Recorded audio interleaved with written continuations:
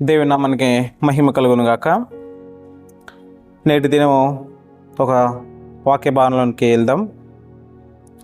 నిన్నటి దినాన అందరూ క్రిస్మస్ అనే ఒక పండుగ వాతావరణాన్ని అందరూ అనుభవించారు. చాలా సంతోషపడ్డాం, అవునా లేదా?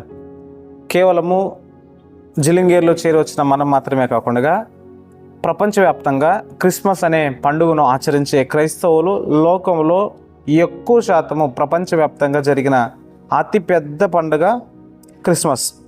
అయితే ఈ క్రిస్మస్ సందర్భాన క్రైస్తవులు ఎంత సంతోషాన్ని వ్యక్తపరుస్తారో ఈ క్రైస్తవేతరులు అంతే అక్కసును వెళ్ళగక్కుతున్నారు. ఏంటి అని అంటే, డిసెంబర్ 25వ తారీఖున యేసు ప్రభు ఈ లోకానికి వచ్చాడని, పుట్టాడని మీ బైబిల్ ఏమైనా ఆధారాలు ఉన్నాయా అని లోకంలో ఉన్న క్రైస్తవేతరులు ప్రశ్నించే ఒక సంఘటన మనం సోషల్ మీడియాలో జరుగుతూ ఉంది. అయితే ఒక నిమిషం వారి గురించి సమాధానం చెప్పాలని ఆశపడుతున్నాను. డిసెంబర్ 25 తారీఖు నందు యేసు ప్రభు పుట్టాడని బైబిల్లో దాఖలాలు లేవు అని క్రైస్తవేతర జనాంగాలు అని అంటుంటే, క్రైస్తవులైన మనకు దీనికి సమాధానం చెప్పవలసిన అవసరం ఎంతో ఉన్నది. ఎందుకంటే ప్రపంచవ్యాప్తంగా క్రైస్తవులు క్రిస్మస్ అనే పండుగను ఆచరిస్తే డిసెంబర్ 25 తారీఖున పుట్టాడా లేదనేది ఒక నిర్ధారమైన ఒక వాస్తవ సంఘటన చెప్పాలి. అయితే ఇది కేవలము క్రైస్తవులకి సంబంధించిన సమస్య. డిసెంబర్ 25 తారీఖు అన్నది కేవలము క్రైస్తవులకు సంబంధించిన సమస్య. ఈ సమస్యను కేవలం క్రైస్తవులు మాత్రమే పరిష్కరించుకుంటే దీనికి సంస్కారము అని ఉంటుంది. ఒక ఉదాహరణ చెప్తా. క్రైస్తవం అనే ఒక కుటుంబానికి ఆ క్రైస్తవంలో ఉన్న ఆ కుటుంబ సమస్యను పరిష్కరించుకుంటే దాన్ని సంస్కారము అని అంటారు. వేరే కుటుంబీకులు వచ్చి ఈ కుటుంబాల సమస్యను ఏలెట్టి గెలకడం దాన్ని సంస్కారము అనరు. దాన్ని ఏమంటారో మీ విజ్ఞతకి వదిలేస్తాం. అయితే ఈ డిసెంబర్ 25న పుట్టాడా లేదన్నది క్రైస్తవంలో కూడా అనేక తర్జనభర్జనలు జరుగుతూ ఉన్నాయి. పుట్టాడని కొందరు సమర్థించేవారు ఉన్నారు, పుట్టలేదని కొందరు సమర్థించేవారు ఉన్నారు. ఈ క్రైస్తవులు కూడా మనకు సమాజంలో గలిబిలు ఉంది. అయితే దీన్ని ఎప్పటికైనా క్రైస్తవ సమాజం ఒక నిర్ధారణకు వస్తుంది. అంతవరకు దేవుని చిత్తం అయితే వెయిట్ చేసి చూడాలి అంతే. క్రైస్తవేతరులు దీని గురించి ఏలెట్టి గెలకడం అంత సమంజసం కాదు, అంత మంచిది కాదన్నది నా ఒక అభిప్రాయం. అయితే క్రైస్తవులు క్రిస్మస్ అనే పండుగను ప్రపంచవ్యాప్తంగా ఆచరిస్తుంటే ఈ క్రైస్తవులందరూ ఏం చేస్తున్నారంటే పండుగ అనే వాతావరణంలోకి వెళ్ళి సంపూర్ణంగా దేవుని మర్చిపోయారనే వాస్తవాన్ని చెప్పక తప్పట్లేదు. ఎందుకునంటే పండుగ అనే వాతావరణం అంటే క్రిస్మస్ అంటే ఏం గుర్తుకొస్తున్నాయంటే, పండుగ అంటే కొత్త బట్టలు, తిండి వంటలు, పిండి వంటలు ఇలాంటివి జరుగుతున్నాయి. అలాగే క్లీనింగ్ అని, షాపింగ్ అని, హీటింగ్ అని ఇలావే జరుగుతున్నాయి తప్ప నిజానికి వాస్తవానికి క్రీస్తు ఈ లోకానికి రావడానికి గల ముఖ్య ఉద్దేశము కారణం ఏంటని క్రైస్తవం దాన్ని పసిగట్టలేకపోతుంది. యేసుప్రభు ఈ లోకానికి రావడానికి గల ముఖ్యమైన కారణాలు ఎన్నో ఉన్నాయి. అయితే ఆ ముఖ్యమైన కారణంలో నేటి దినం ఒక ముఖ్యమైన అతి ప్రాముఖ్యమైన ఒక వాస్తవాన్ని మనం ఈరోజు బైబిల్ గ్రంథము నేర్చుకోవడానికి ప్రయత్నిద్దాం. ఈ క్రిస్మస్ అనే పండుగ ఎలా వచ్చింది, ఎప్పుడు చేయాలా చేయకూడదు అనే ఈ తర్జన భర్జన లేకుండా ప్రపంచవ్యాప్తంగా క్రిస్మస్ అనే పండుగను ఆచరిస్తున్నారు కదా. ఈ డేట్ అనే సమస్యను మనం కాసేపు పక్కన పెట్టేస్తే ఈ పండుగ వాతావరణం యేసు ప్రభు ఈ లోకానికి రావడానికి గల ముఖ్యమైన కారణం ఏంటో మనం ఈ గ్రంథంలో చూద్దాం. మనకు బేస్ అయిన ఒక వాక్యాన్ని చూసుకుందాం. మన అంశం ఈరోజు ఏంటంటే మరణ ఛాయ గల వారి మీద వెలుగు ప్రకాశించును అన్న అంశంపై మాట్లాడుకుందాం. క్రిస్మస్ సంబంధించిన అంశం ఏంటంటే మరణ ఛాయ గల వారి మీద వెలుగు ప్రకాశించడానికి ఈ లోకానికి యేసుప్రభు వచ్చాడు. మన అంశం మరణ ఛాయ గల వారి మీద వెలుగు ప్రకాశించును అన్న అంశం మీద ఒకసారి చూద్దాం. మనకి ఈ అంశానికి గల బేస్ వచనాన్ని మనం చూసుకుని వాక్య భాగంలోకి వెళ్దాం. మత్తయి గారు రాసిన సువార్త 4వ అధ్యాయం 12 నుంచి చదువుకుందాం. మత్తయి గారు రాసిన సువార్త 4వ అధ్యాయం 12 నుంచి చదువుకుందాం. యోహాను చెరపట్టబడినని యేసు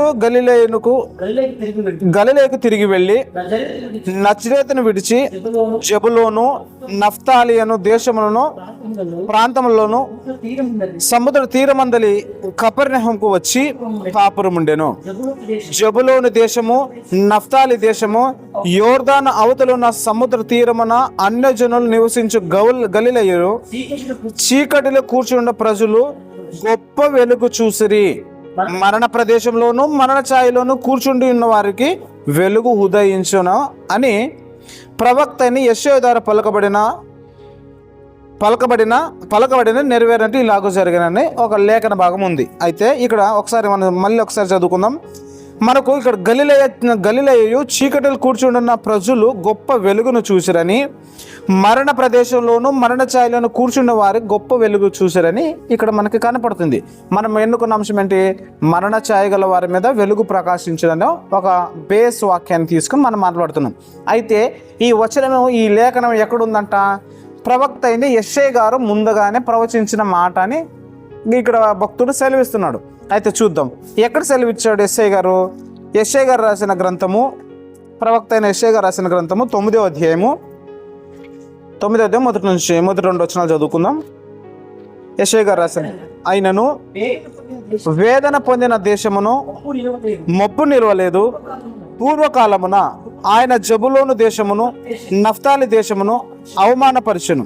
అంత్యకాలమున ఆయన సముద్ర తీరమును అనగా యోర్దాను అద్దరిని అన్యజనులు గలిలయ ప్రదేశంలో మహిమ గలిదానిగా చేయుచున్నాడు. 2వ వచనం ముఖ్యంగా, చీకటిలో నడుచు జనులు గొప్ప వెలుగు చూచుచున్నారు, మరణ ఛాయ గల దేశ నివాసుల మీద వెలుగు ప్రకాశించును అని గ్రంథంలో ఇక్కడ సెలవిస్తుంది. ఎవరు ఇక్కడ అని అంటే, జెబులోను దేశము, నఫ్తాలి దేశము, ఆ సముద్ర తీరమున్న అన్య దేశపు జనులు ఏం చేస్తున్నారంటే గొప్ప వెలుగును చూస్తారంట. వారి మధ్య గొప్ప వెలుగు వస్తుందంట. అంత మాత్రమే కాదు, ఎక్కడుందంటే ప్రజలు అని అంటే ప్రతి మనిషికి సంబంధించిన మాట. ప్రజలు అంటే కేవలం అక్కడ మాత్రమే కాదు, ప్రజలు అంటే ప్రతి మనిషికి సంబంధించిన మాట. ఈ మనిషి ఏమయ్యాడంటే మరణ ఛాయలోను మరణ ప్రదేశంలోనూ బ్రతుకుతున్నాడంట. ఏ మరణం ఇది అని అంటే, మనుషులందరూ ఏ భేదం లేదు, అందరూ పాపం చేసి దేవుడు అనుగ్రహించే మహిమను పొందలేక పాపులుగా బ్రతుకుతూ దేవుడి శత్రువులు బ్రతుకుతున్న ఈ తరుణంలో బైబిల్ దీనికి ఏమని వ్యాఖ్యానించిందంటే, నీతిమంతుడు లేడు, ఒక్కడైనా లేడు అని బైబిల్ సెలవిస్తుంది. అందరూ పాపం చేతను అపరాధాలు చేస్తున్న చచ్చిన వారై ఉన్నారు. అలాగే ప్రకటన గ్రంథంలో ఏమనుంది? మీరు జీవించుచున్నారనే పేరు మాత్రమే ఉన్నది, కానీ మీరు మృతులు అని ఉంది. ఈ ఎలా మృతులు, ఎప్పుడు మృతులు, ఎక్కడ మరణ ఛాయలో ఉన్నారు అంటే, ప్రతి మనిషి దేవుని విషయంలో ఆధ్యాత్మికంగా మరణం పొందుకున్నారు. ప్రియులరా, అర్థమవుతుందా ప్రియులరా? దేవుని విషయంలో మనుషులందరూ ఆధ్యాత్మికంగా మరణం పొందుకున్నారు. దీన్ని బైబిల్ పరిభాషలో ఏమంటున్నట్టు ఆత్మీయంగా మరణం పొందుకున్నారు. ఆత్మీయంగా మరణంలో ఉన్నవారు. యేసుప్రభు ఈ లోకంలో ఉన్నప్పుడు ఒక మృతుడు చనిపోయింటే, ఆ మృతుడిని చనిపోయితే ఈ కుమారుడు యేసుప్రభు ఒక పక్కనున్న ఒక సహోదరుడు అడుగుతాడు, ఏమనంటే, నేను నా తండ్రి చనిపోయాడు, నేను వెళ్ళి సమాధి చేసి మరలా వస్తానంటే, అప్పుడు యేసుప్రభు ఏమంటాడంటే, మృతులు తమ మృతులను సమాధి చేసుకుంటారు అని చెప్తున్నారు. అంటే ఇక్కడ ఏమని అర్థం చేసుకోవాలనంటే, మృతులు అనగా ఎవరంటే ఆధ్యాత్మికంగా చనిపోయిన వారు, ఆత్మీయ విషయంలో చింత లేని వారు, ఆత్మీయ విషయంలో బలహీనులు, లేక పాపం చేస్తూ దేవుడు అనుగ్రహించే మహిమను పొందక నిర్లక్ష్యం చేస్తూ సంపూర్ణంగా సాతాను అనే ఒక చెరలో, సాతాను అనే బంధకంలో చిక్కున్న ఆధ్యాత్మిక మరణంలో ఉన్న ఈ ప్రపంచానికి ఆధ్యాత్మిక వెలుగు ఇవ్వడానికి, ఆధ్యాత్మికంగా జీవింపజేయడానికి యేసు ప్రభు ఈ లోకానికి రావడానికి గల కారణం అయింది. అర్థమవుతుందా? చూద్దాం. యేసు ప్రభు ఈ లోకానికి రావడానికి ముఖ్యమైన కారణం ఏంటంటే, మరణ ఛాయలో ఉన్న వారిని వెలిగించడానికి, లేక మరణ ఛాయలో ఉన్న వారికి వెలుగునివ్వడానికి ఆయన ఈ లోకానికి వస్తే ఆయనలో ఏముండాలి? వెలుగుండాలి. అవునా? ఆయనలో ఏముండాలి? వెలుగుండాలి. చూద్దాం, ఆయనలో వెలుగుందా లేక ఆయనలో కూడా చీకటి సంబంధమైన జీవితం ఏమన్నా ఉందంటే, ఒకసారి యోహాను గారు రాసిన సువార్త 1వ అధ్యాయం, అపోస్తులైన యోహాను గారు రాసిన సువార్త 1వ అధ్యాయం 1 నుంచి చదువుకుందాం. ఆదియందు వాక్యం ఉండెను, వాక్యము దేవుని యొద్ద ఉండెను, వాక్యము దేవుడై ఉండెను, ఆయన ఆదియందు ఆయన దేవుని యొద్ద ఉండెను, సమస్తము ఆయన మూలంగా కలిగెను, కలిగి ఉన్నది ఏది ఆయన లేకుండా కలగలేదు. ఆయనలో జీవముండెను, ఆ జీవము మనుషులకు వెలుగై ఉండెను అని ఇక్కడ వాస్తవం కనపడుతుంది. యేసు ప్రభులు ఏమున్నదంట? జీవం ఉంది, ఆ జీవము మనుషులకు వెలుగై ఉన్నదంట. మనుషులు అంటే ఎవరంటే ఆధ్యాత్మిక చనిపోయిన వారందరికీ వెలుగునివ్వడానికి ఆయనలో జీవం ఉంది. ఆ వెలుగు, ఆ పరలోకపు జీవి, ఆ పరలోకపు వాసి అయిన యేసు ప్రభు ఈ లోకానికి నరావతారికి వచ్చి, ఈ లోకానికి వచ్చి కన్య గర్భమున పుట్టి మనుషులందరూ ఆధ్యాత్మికంగా వెలిగించడానికి, ఆధ్యాత్మికంగా జీవింపజేయడానికి ఆయన ఈ లోకానికి వస్తే, మనుషులందరూ ఇదే ఆయన రాకను, ఆయన పుట్టుకును అనుసరిస్తూ మరింత యేసు ప్రభును, మరింత దేవునికి అవమానకరంగా నేటి క్రైస్తవులు ఉన్నారంటే దీనికి ఆశ్చర్యపడవలసిన అవసరం లేదు ప్రియులారా. ఎందుకు అనంటే పండుగలంటే లోక సంబంధికులు చేస్తున్నట్లుగానే క్రైస్తవ సమాజం కూడా చేస్తుంది. విందు వినోదాలు, కొత్త బట్టలు, తిండి వంటలు చేసుకుంటూ, విందు వినోదాలు చేస్తూ, తింటూ తాగుతూనే కాలం గడుపుతున్నారే తప్ప యేసు ప్రభు ఈ లోకానికి ఎందుకు వచ్చాడు, ఆయన వస్తే ఆయన రాకలో పరమార్థం ఏంటి, ఆయన వస్తే దేని కొరకు వచ్చాడని ఒక చింత లేదు. ఎందుకు లేదంటే మనుషులందరూ ఆధ్యాత్మికంగా చనిపోయారు. ఈ క్రిస్మస్ అనే పండుగను ఆచరించుకుంటూ క్రైస్తవులు అనబడుతున్న అనేక మంది త్రాగుతూ బ్రతుకుతున్నారు. ఎందుకు అంటే వారు లోక వ్యవహారాల్లో మునిగి ఉన్నారు. కేవలం పేరుకు మాత్రమే క్రైస్తవులు ఉన్నారు. జీవించుచున్నామన్న పేరు ఉన్నది కానీ వారు మృతులు అని బైబిల్ చెప్తుంది. అయితే యేసు ప్రభులు ఏమున్నదంట? జీవం ఉన్నదంట. ఆ జీవము ఏమైనదట? మనుషులందరికీ వెలిగించుచున్నదంట. Next continue. ఆ వెలుగు చీకటిలో ప్రకాశించున్నది కానీ చీకటిని దాన్ని గ్రహింపకున్నది. చీకటి అంటే ఏమిటంటే ఇక్కడ ప్రపంచంలో ఉన్న మనుషులందరూ ఏమన్నదంట? ఆ వెలుగనే, ఆ వెలుగు, ఆ జీవం కలిగిన ఆ వెలుగు లోకము పరలోకంలో నుంచి ఈ భూలోకానికి దిగి వస్తే ఈ చీకటి అనే ప్రపంచము ఆ వెలుగును చూస్తున్నది తప్ప ఆ వెలుగును గ్రహించట్లేదు. ఈ చీకటైన ప్రపంచంలో ఆ వెలుగును చూస్తుంది. క్రీస్తు వచ్చాడని సంబరాలు, విందులు వినోదాలు చేస్తున్నాయి తప్ప ఆ క్రీస్తుని ఎందుకు వచ్చాడన్న పరమార్థం తెలుసుకుని అందులో వెలుగు సంబంధమైన జీవితాన్ని మలుచుకోవడానికి ఈ క్రైస్తవులను ఇష్టపడట్లేదు. కారణం ఏంటంటే వీరు కూడా చీకటి సంబంధమైన జీవితాలు, చీకటి సంబంధమైన వ్యవహార శైలులు ఉన్న బట్టి ఆ వచ్చాడన్న వాస్తవాన్ని తెలుసుకున్నారు తప్ప ఆ వస్తే నా కొరకు ఎందుకు వచ్చాడో, నేనేం చేశానో, నేను ఎలా బ్రతకాలన్న పరమార్థాన్ని మర్చిపోయారు. వచ్చాడనే సంబరాలు చేస్తున్నారు తప్ప ఎందుకు వచ్చాడనే పరమార్థం మర్చిపోయారు. నువ్వు చూద్దాం, మళ్ళీ చదువుకుందాం అదే వచనం. ఆ వెలుగు చీకటిలో ప్రకాశించున్నది కానీ చీకటిని దాన్ని గ్రహించట్లేదు. యేసు ప్రభు వచ్చాడు అని వెలుగు వచ్చిందని అంటున్నామే తప్ప ఆ వెలుగుని ప్రపంచము, ఈ చీకటి ప్రజలైన ఆధ్యాత్మిక చనిపోయిన వీరు ఆ చీకటిని గ్రహింపలేదు. నెక్స్ట్, అతని మూలముగా అందరూ విశ్వసించినట్లు చదువుకుందాం. దేవుని యొద్ద నుండి పంపబడిన ఒక మనుషుడు ఉండెను, అతని పేరు యోహాను. అతని మూలముగా అందరూ జీవించుచున్నట్లు అతడు ఆ వెలుగును గురించి సాక్ష్యం ఇచ్చుటకు వచ్చాను. ఇక్కడ ఒక మాట ఏంటంటే, బాప్తిజం ఇచ్చి యోహాను గారు ప్రభు అయిన యేసుక్రీస్తు వారి కన్నా 6 నెలల ముందుగా ఈ లోకానికి పంపబడింది మనకు తెలుసు. గతలో సహోదర సహవాస కుడికిలో ఒక క్రిస్మస్కు ముందు అనే దూత అనే అంశంపై మాట్లాడాను. క్రిస్మస్కు ముందు అన్న దూత అనే అంశంపై మాట్లాడాను. అందులో బాప్తిజం ఇచ్చి యోహాను గారు ఎందుకు వచ్చాడు, దేని కొరకు వచ్చాడు అని దాన్ని మొత్తం వివరించాను. అయితే ఆయనలో వెలుగుండేను కానీ ఆ వెలుగుని గురించి సాక్ష్యించడానికి పంపబడ్డాడు తప్ప ఆ వెలుగు బాప్తిజం ఇచ్చి యోహాను గారు కాదు అన్నది ఇక్కడ వాస్తవం తెలుసుకోవాలి. ఇంకా క్లారిటీ కావాలంటే క్రిస్మస్కు ముందు దూత అనే అంశంపై మరొకసారి దృష్టిస్తే మనకి క్లారిటీ వస్తుంది. Next continue. అతడు ఆ వెలుగై ఉండలేదు. ఎవరు? బాప్తిజం ఇచ్చి యోహాను ఆ వెలుగై ఉండలేదు కానీ వెలుగును గురించి సాక్ష్యం ఇచ్చుటకు వచ్చెను. నిజమైన వెలుగు ఉండెను. ఎప్పుడున్నది? బాప్తిజం ఇచ్చి యోహాను గారి కాలంలో నిజమైన వెలుగు ఈ లోకంలో ఉన్నది. అయితే నెక్స్ట్, అది లోకంలోనికి వచ్చెను.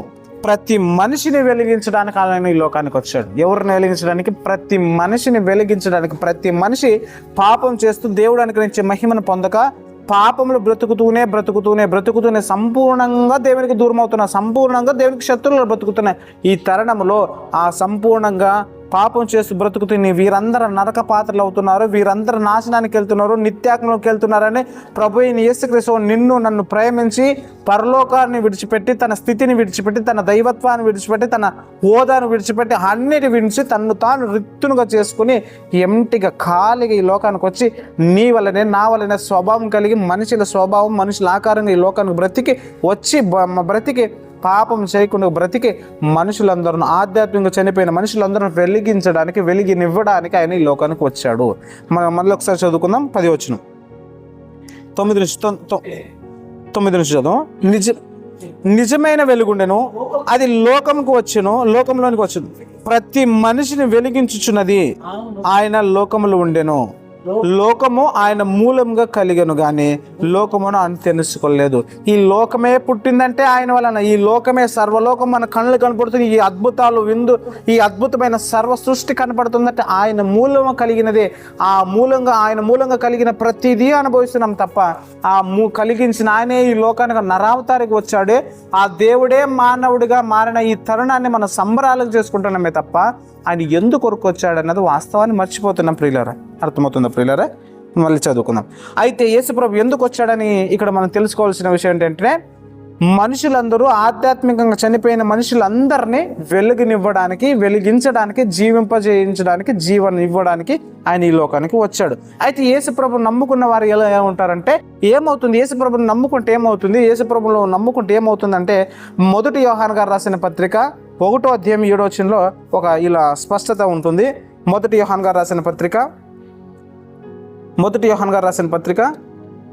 1వ అధ్యాయము 7వ వచనం చదువుకుందాం.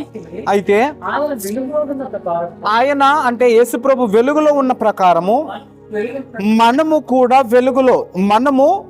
మనమును వెలుగులో నడిచిన ఎడల మనము అన్యోన్య సహవాసం గలవారమై యుందుము. అప్పుడు ఆయన కుమారుడని యేసు రక్తము ప్రతి పాపం నుండి మనలను పవిత్రులుగా చేయునని గ్రంథం సెలవిస్తుంది. మళ్ళీ చదువుకుందాం. ఆయన వెలుగులో ఉన్నది, తండ్రి అయిన దేవుడు వెలుగులో ఉన్న ప్రకారము మనము కూడా వెలుగు సంబంధులై ఉండాలి. ఆ వెలుగు సంబంధులై ఉంటే, ఆ వెలుగు సంబంధిగా నడుచుకుంటే మనకేమంటే మనం అన్యోన్య సహవాసం గల వారం అవుతాం. ఎవరితో సహవాసం అంటే తండ్రి అయిన దేవుని యందు సహవాసం కలిగిన వారం అవుతాం, ప్రభు అయిన యేసుక్రీస్తు వారి యందు సహవాసం కలిగిన వారం అవుతాం, పరిశుద్ధాత్మలో కూడా అన్యోన్య సహవాసం గల వారం అవుతున్నాం. దేవుడు వెలుగై ఉన్నాడు, ఆ దేవుని యందు వెలుగైన వారు అన్యోన్య సహవాసం గలవారై ఉన్నారు. నెక్స్ట్, అప్పుడు ఆ వెలుగు సంబంధి అయిన ప్రతి మనిషికి ఏం దొరుకుతుందంటే, అప్పుడు ఆయన కుమారుడని యేసు రక్తము ప్రతి పాపము నుండి మనుషులను పవిత్రపరుస్తుందంట. ప్రియులారా, ప్రతి మనిషి పాపం చేస్తూ దేవుడు అనుగ్రహించే మహిమను పొందలేకపోతుంటే, ఆ ప్రతి మనిషి పాపమును కడిగి వేయడానికే, ప్రతి మనిషి పాపమును తుడిచి వేయడానికే, ప్రతి మనిషిని పవిత్రపరచడానికే ప్రభు అయిన యేసుక్రీస్తు తన దైవత్వాన్ని విడిచిపెట్టి, ఉన్నత స్థితిని విడిచిపెట్టి, తన హోదాన్ని విడిచిపెట్టి మనిషిగా అవతారం ఎత్తి ఈ లోకానికి నరావతారిగా వచ్చాడు. పిల్లలారా, అర్థమవుతుందా పిల్లలారా?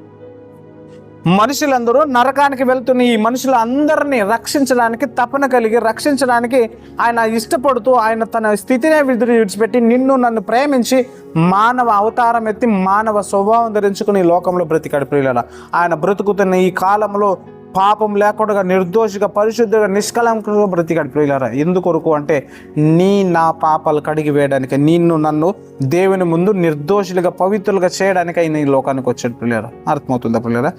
నెక్స్ట్, ఆయన మొదటి రాకడలో ఏమైందంట?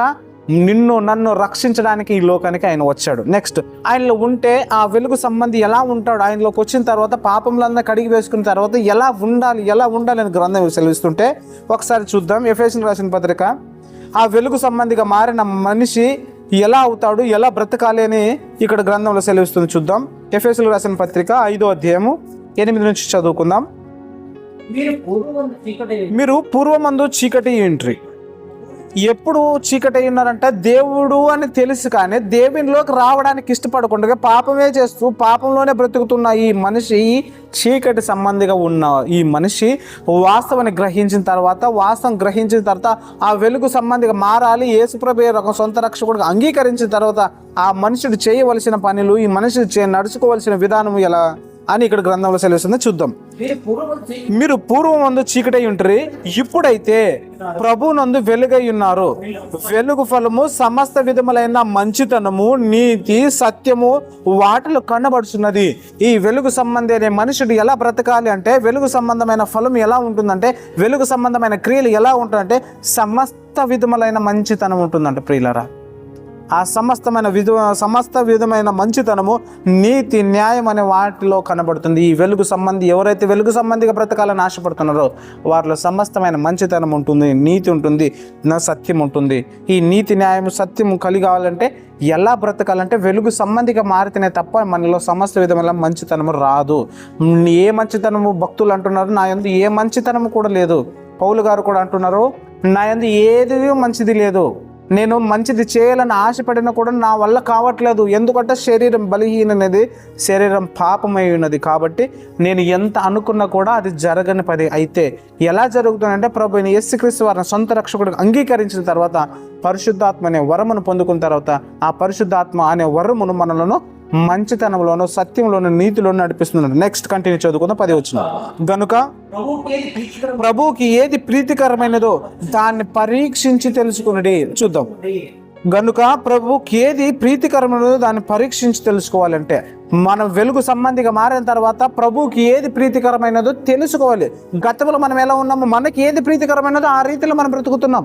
అయితే ప్రభువు వచ్చిన తర్వాత, ప్రభులోనికి వచ్చిన తర్వాత, వెలుగులోనికి వచ్చిన తర్వాత ప్రభువుకి ఏది ప్రీతికరమైనదో దాన్ని అనుసరించాలి. నెక్స్ట్, వెలుగు సంబంధులై నడుచుకున్నది. నిష్ఫలమైన అంధకార క్రియల్లో పాలువారయుండక వాటిని ఖండించుడి. నిష్ఫలమైన అంధకార క్రియలు పాలువారయుండక వాటిని ఖండించుడి. నిష్ఫలమైన అంధకార సంబంధము, చీకట్లు ఉన్న అంధకార ఫలములు, అంధకార క్రియలను విడిచిపెట్టిన తర్వాత ఏం చేయాలి? ఎలా అనగా, అట్టి క్రియలు చేయువారు రహస్యమందు జరుగుచు పనులను గూర్చి మాట్లాడుటను అవమానకరమైనది. నువ్వు వెలుగులోనికి వచ్చిన తర్వాత ఆ రహస్యమైన చీకటి సంబంధమైన మాటలు మాట్లాడుకోవడం కూడా అవమానమైంది ప్రియులారా. ఆ చీకటి సంబంధమైన క్రియలను, చీకటి సంబంధమైన మాటలను పలుకడం కూడా అవమానకరమైనది. చూద్దాం గతంలో ఎలా ఉన్నావు, మళ్ళీ ఒకసారి దాన్ని మళ్ళీ ఒకసారి ఇలా చెప్తున్నాడు. నెక్స్ట్ పదం. ఎలా అనగా, ఎన్ని విషయం చదువుతున్నావు? 12. ఎలా అనగా, అట్టి క్రియలు చేయువారు రహస్యమందు జరిగించు పనులను గురించి మాట్లాడుటైనను అవమానకరమైనది. సమస్తమును ఖండింపబడి వెలుగు చేత ప్రత్యక్షపరచబడును. ప్రత్యక్షపరచున్నది ఏదో అది వెలుగే కదా. మనుషులు క్రియల గురించి ప్రత్యక్షపరచడం ఏంటంటే వెలుగే మనిషి క్రియలను ప్రత్యక్షపడుతున్నది. చీకటిలో నడిచిన ఆ క్రియలను, చీకటి సంబంధమైన ఆ ఫలములు చూడాలి అంటే ఎక్కడ చూస్తుందంటే వెలుగులో చూస్తాం. ఆ వెలుగు ఎక్కడుందంటే ప్రభు యేసుక్రీస్తు వారిలో వెలుగులు ఉంది. ఆ భవిష్యత్ తరంలో నీకు నాకు మరణం అనేది సంభవించిన తర్వాత చీకటి సంబంధమైన క్రియలు, రహస్యమైన క్రియలు మనం ఏం చేసామంటే ఆ వెలుగు ప్రకాశిస్తే జీవితం అంతా మనకు వెండి తెర పైన మనకు కనపడుతుంది. మన నడవడికలు ఉంది, మన ప్రవర్తన ఉంది, మన పాప క్రియలు ఎలా ఉన్నాయి, మనం ఏం చేసాం అన్ని వెండి తెర పైన వేసినట్టుగా మనకు కనపడుతుంది. ఎందుకు అంటే ఆ వెలుగు ప్రకాశం మన చీకటి రహస్యాలు అన్నీ బయట పెడుతుందంట. Next continue. అందుచేత నిద్రించుచున్న నీవు మేల్కొని మృతుల్లోని లెమ్ము అని భక్తులు సెలవిస్తున్న ప్రియులారా. నిద్రించుచున్న నీవు మేల్కొని మృతుల్లోని లెమ్ము. గతములో పాపమనే నిద్రలో ఉన్నావు, పాపమనే మరణంలో ఉన్నావు, పాపమనే నీడలో ఉన్నావు, పాపమనే ఛాయలో ఉన్నావు. కాబట్టి ఆ నిద్రించుచున్న నీవు మేల్కొని మృతుల్లోని లెమ్ము, క్రీస్తు నీ మీద ప్రకాశించునని ఆయన చెప్పుచున్నాడు. నిద్రించుచున్న నీవు, యేసుప్రభు నా కొరకు వచ్చాడనే లెవ్వు, ఆత్మీయంగా బ్రతకడానికి సిద్ధపడు. ఆ సిద్ధపడితే యేసుప్రభు నిన్ను వెలిగించడానికి, జీవింపజేయడానికి ఆయన సిద్ధంగా ఉన్నాడు ప్రియులారా. అర్థమవుతుందా ప్రియులారా? నిద్రించుచున్న నీవు మేలుకొని మృతులలో నుండి లేవాలి అంటే ఆ పాపమనే మృతి సంబంధమైన జీవితము, పాపమనే ఆ చీకటి సంబంధమైన జీవితం నుండి లేచి ఆధ్యాత్మికంగా బ్రతకాలి, ఆత్మీయంగా బ్రతకాలి, దేవుని తెలుసుకోవాలి, దేవుడు ఉండే లోకానికి చేరుకోవాలని ఆ తప్పని కలిగి బ్రతికాలని ఆశపడితే అప్పుడు నీలోనికి ప్రభు అయిన యేసుక్రీస్తు వారి రక్తము, ఆ ప్రభు అయిన యేసుక్రీస్తు రక్తము ప్రతి పాపమును కడిగి వేస్తే నిన్ను వెలుగు సంబంధిగా మార్చడానికి ప్రభు అయిన యేసుక్రీస్తు వారు ఈ లోకానికి వచ్చాడు. Next continue. నిద్రించుచున్న నీవు మేల్కొని మృతుల్లో లెమ్ము, క్రీస్తు నీ మీద ప్రకాశించుచున్నాడు అని ఆయన చెప్తున్నాడు. కాబట్టి మనము చీకటి సంబంధమైన క్రియలను విడిచిపెట్టి జీవింపజేస్తున్న ఆ ఆత్మయందు, జీవం ఇచ్చిన ఆ దేవుని యందు మనము బ్రతకడానికి ఇష్టపడుతున్నాం ప్రియులారా.